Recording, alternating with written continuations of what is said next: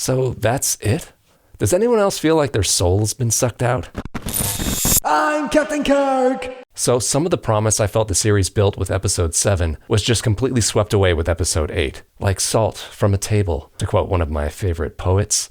Most of you didn't like episode 7, I know that, but I have a fondness for misery. What can I say? But also, and more importantly about episode 7, these characters became touchable. At last, some of them were brought down from their ivory towers, forced to struggle, and for once, I felt a tiny sliver of sympathy. Finally, I thought, there's a way for me to connect with them, a reason for me to care. You could even say there was a tempest in me, with thunderclouds of hope brewing like coffee on a cold winter's morning. I hoped it not be bitter or quelled. But alas, the weather did not hold, and by the cold light of day, all that lay above me was the listless sail of a ship called Hope.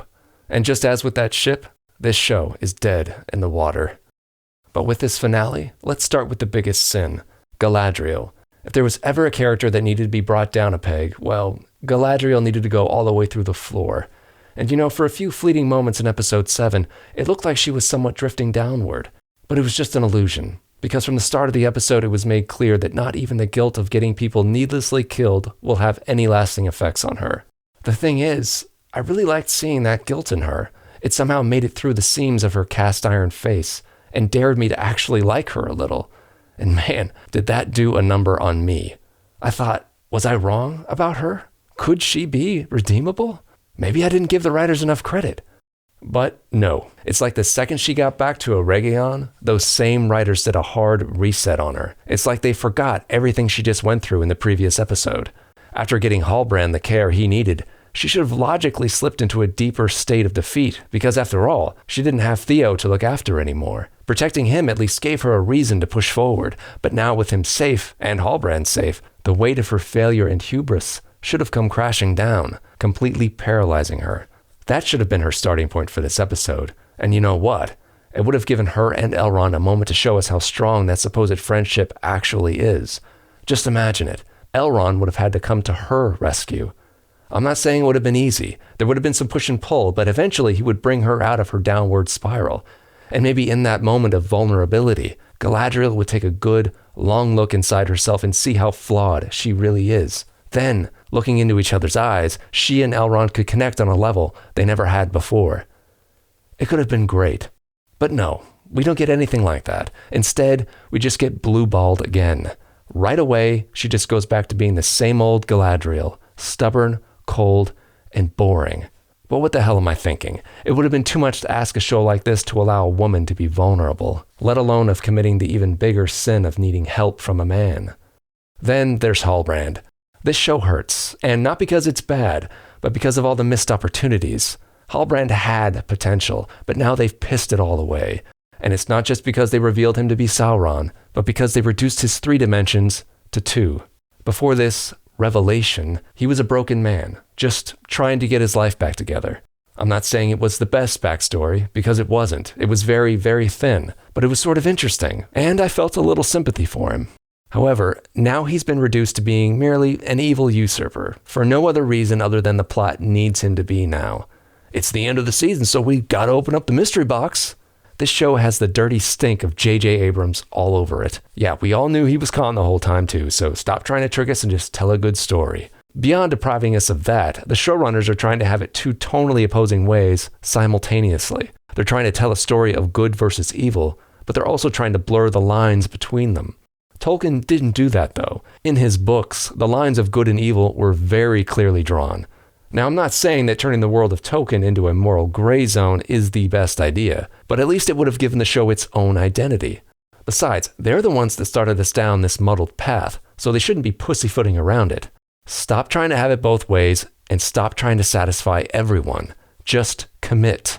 Go all in. But no, you chickened out, didn't you?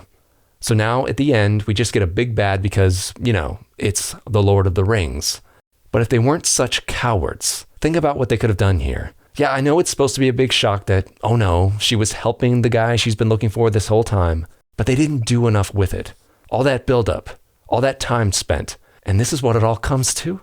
They had a real opportunity here to give us something gut-wrenching and memorable, The thing is, a scene as quick and obvious as this is nothing close to being a payoff to the relationship the show has been developing between these two characters.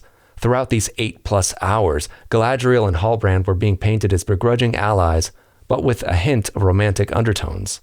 They liked each other, but each person was too stubborn to admit it. This point was very intentional and obvious, so why not use it instead of dropping it? That should have been the real sting of this moment, not just the fact that Galadriel had helped him, but that she had also fallen for him. Think about how much of a punch to the gut that would have been. Then this moment of temptation could have had so much more stake to it. That, combined with what should have been a much calmer Halbrand, who didn't just yell, "I'm a bad guy," but instead would be close to convincing her that maybe he's not such a bad guy, rather just misunderstood. Then cut to black and leave us hanging on that note. That would have given us something to look forward to and a reason to tune in next season. Meanwhile, back in Numenor, we drop in on the Queen and Elendil for a moment. This is the last time we see them for this season, and do you think the writers did something good with it? No, of course they didn't. And like the scene with Gal and Hal, the potential dynamic between these characters is flushed right down the toilet. Muriel is still blind, which, I have to admit, surprised me. I didn't think the writers had the guts to keep that going. However, I'm not at all surprised that they didn't seize the opportunity presented by this scene and take these two characters to a deeper place. The whole point of following a character is to see them grow through hardship, but there's no growing here. Instead, they just speak in cliches and platitudes. How delightfully boring. What would have been good would be to humble Muriel by having her admit that she's handicapped and needs help. There's no shame in that, but that is something she desperately needs to learn. But we get denied that. But instead, when Elendil offers help, she just scoffs at him, saying that she'll have his ship or something. Fucking lame. As for Elendil, well, he should have shown more vulnerability here. Don't you remember that moment in episode 7 when he was barely holding it together? Well, this could have been the moment to pay that off. He could have broken down a little, expressed to her his regret and doubt. Then Muriel could have reassured him. I know that's kind of what they did here, but it's so poorly done. As it's written now, it feels so forced and detached instead of organic and personal. If the writers just allowed them to let their guard down for a second, this could have been a good scene. So the story was finally wrapped up with Nori and the stranger, and it looks like he's been Gandalf this whole time. It wasn't all that shocking because who the hell else could this guy be? Although they did try to fool us into thinking that he was Sauron for a second, courtesy of the Fem squad that's been tracking him this whole season.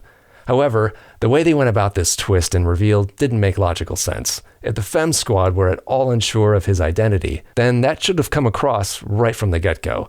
But instead, they bowed down to him? What? No, they should be cautious as hell at that moment, in desperate need to prove his identity. They should be restraining him right here, then doing something like a blood test to find out who he is, like Kurt Russell in The Thing. However, it's only when the moment is right, when the tension is at its tightest, just as they are about to be killed, that one of them finally utters this crucial bit of doubt that they have over his identity. Oh, he's not the one. He's the other. Whoa, thank you for saying that just at the right time. But at least this part of the story is over. Gandalf and female Frodo are off to see the wizard. Blah, blah, blah. Fine. Just get us away from these darn Harfoots, okay? However, looking back, it feels like they could have done all this stuff with Nori and Gandalf in maybe an episode or two. Dragging it out over the span of the whole season just felt like padding.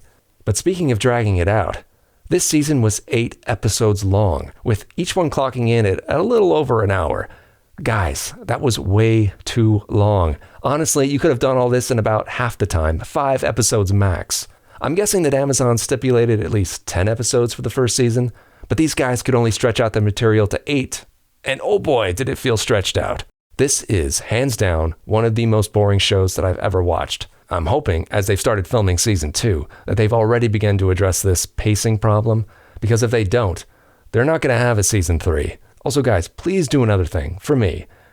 No more mystery boxes. Stop it. Oh yeah, and we finally got Rings of Power in a show called The Rings of Power. Good job, guys.